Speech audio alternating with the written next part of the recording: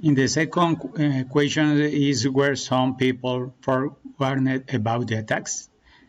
Some of the primary concerns included whether the Bush administration or the United States armed forces had awareness of the planned attack methods, the precise volume of the intelligence that American agencies had regarding Al-Qaeda activities inside the United States, whether the path options place of the United Airlines and American Airlines and other trades indicate for knowledge, and why the identities of the traders have never been made public.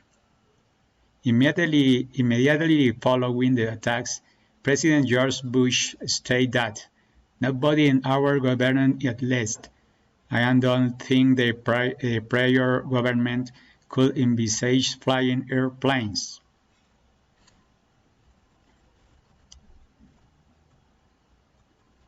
Into buildings, and National Security Advisor Condoleezza Rice claimed, "No one could have predicted that they would try to use an airplane as a missile." An Air Force general called the attack "something we had never seen before, something we had never even thought of a few days after the attacks." FBI Director Robert Mueller announced, "There were no warning signs that I am aware of that will indicate this type of operation in the country." However, Mueller noted that an FBI agent in Minneapolis said most likely might be that the type of person that could fly something into the World Trade Center. Mueller said this warning should have been followed more vigorously. Some mainstream media reports have conflicted with these statements, claiming that the FBI, CIA, and executive branch knew of the threat of planes being used as missiles as early as 1995, following the foiling of the Bojinka plot. In September 2002, 1 year after the 9/11 attacks, the Chicago Sun-Times reported that the FBI had advanced indications of plans to hijack United States airliners and use them as weapons, but neither acted on them nor distributed the intelligence to local police agencies.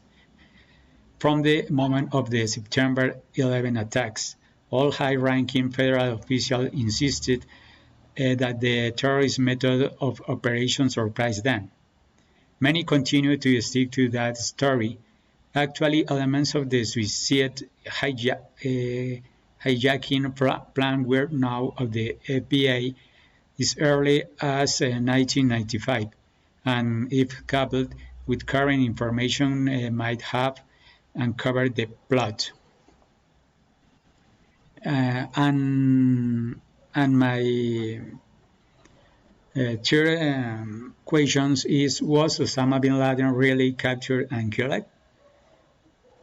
Yes, Osama bin Laden was killed in Operation Neptune Spear on May 2, 2011. The assassination of Osama bin Laden was a significant victory for the United States government and the American people at large. For many families of 9/11 victims, bin Laden's death symbolized justice and retribution.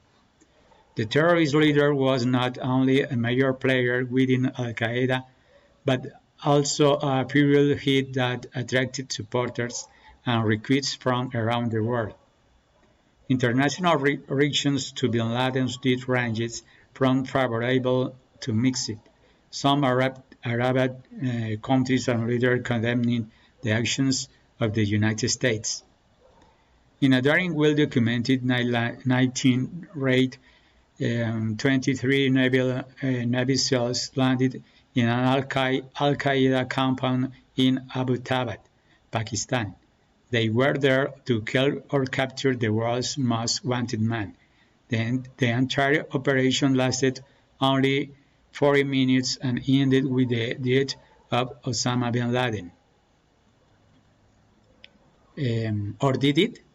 That's what the deep state, reptile aliens, or any number of conspiracy theory begging men will want to you believe, sheeple. The truth is out there. Imagine instead believing that the Bin Laden raid wasn't the result of years of research, intelligence work, and training. Science there were no photo released to the public. Some believe the government isn't telling the world truth about the alleged death of bin Laden in 2011.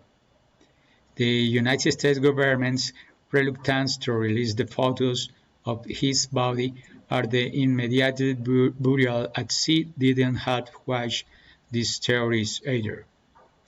Um, I finished my contribution.